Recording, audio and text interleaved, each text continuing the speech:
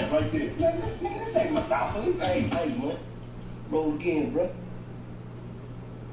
Clyde, you better unask me before you find yourself a pinky short. You better roll again before you find yourself an artery short. You right on yourself, Clyde. Let's go get some fish. Okay, come on, That's what you want. Right, that's you bossing me right there. Oh, that's your ass right there.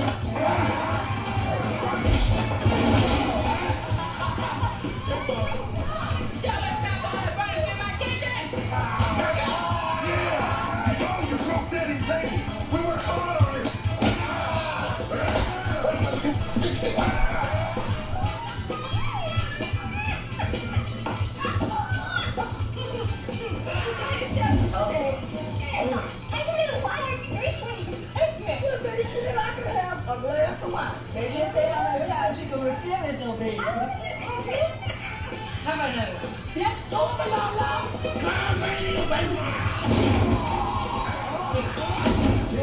The big dog now, the chick right there.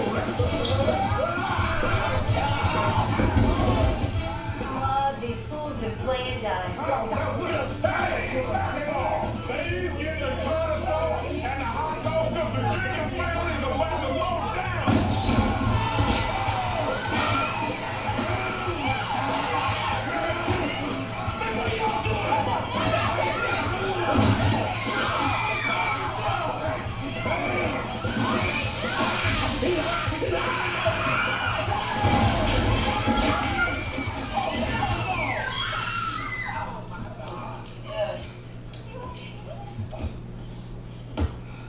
Oh my God. He started. What the hip on now? What the hip on now? Damn! Oh, mama. You should have had more prenatal care. Look at your kids. I'm sorry.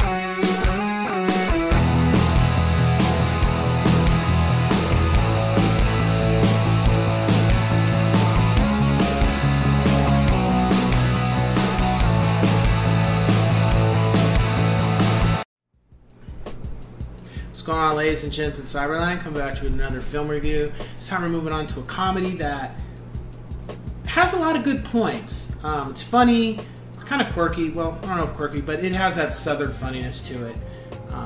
Yeah.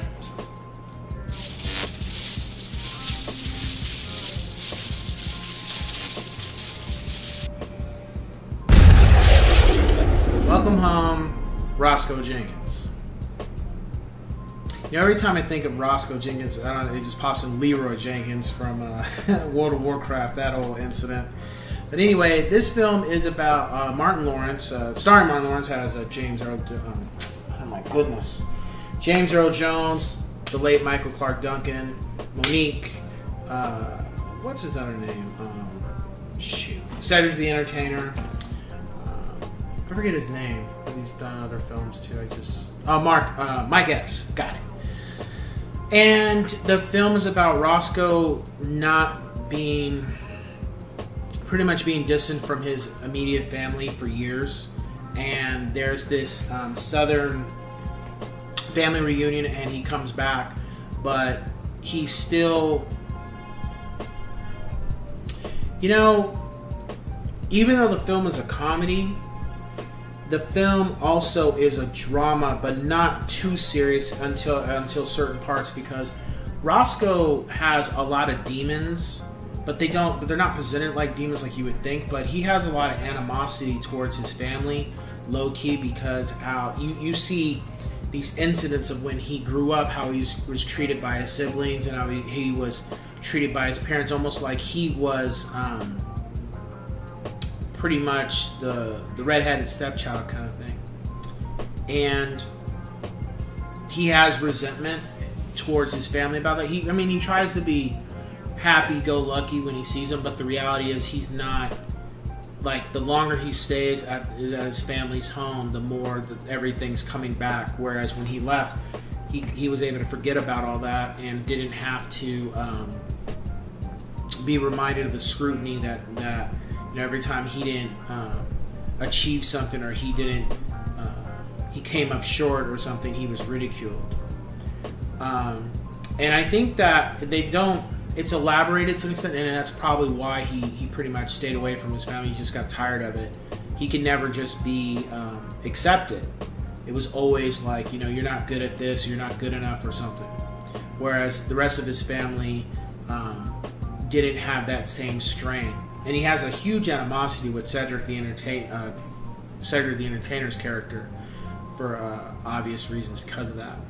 So he comes back, and he just, things that happened in the past are reignited kind of, but he tries to take it in stride, being a single father, and he comes with his fiance who's not very pleasant, and then he sees a woman he had interest in years ago, and he tries to see, well, it doesn't start to rekindle, but something starts to rekindle with those two.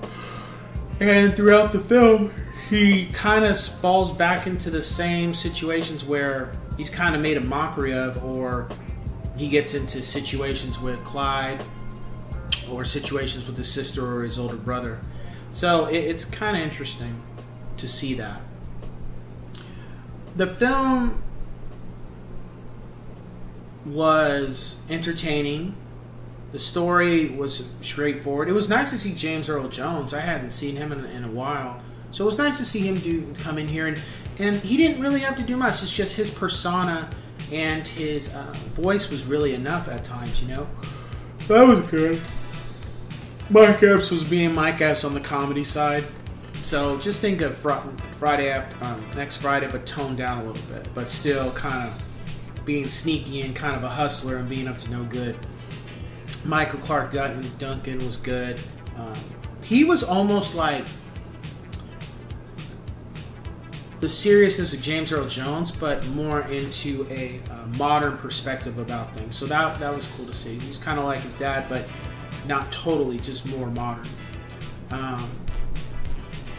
And then Monique was pretty much the other comic relief with her behavior and shenanigans, her being low-key 304. So wasn't anything I didn't like about the film. I thought it was funny. It's not. I didn't find it that funny. I would give it a 9 out of 10 yes sirs. But I like the story so much, that's why I give it a high rating.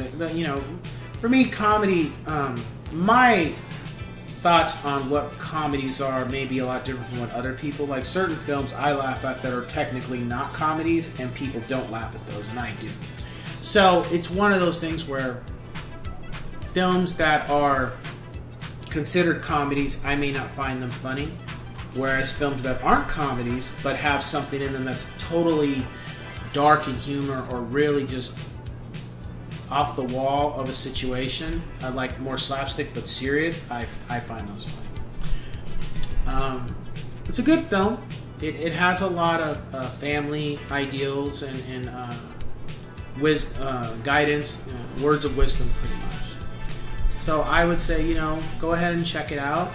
You may find it funny as opposed to what I think was funny, so you just,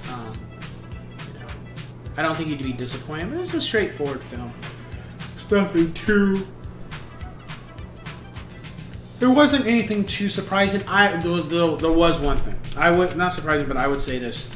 This is a work of fiction. I would say when Rosecoe gets really pissed off and leaves, the reality is probably in reality he may have never come back. Whereas this is a film, so it was a little different, just because of the scars that he has with his family for what he went through. Some people say, well, that's nothing. People go through worse. Like, well, to him, that was a lot. So everybody's different. So with that being said, I will catch you guys on the next one. Take care.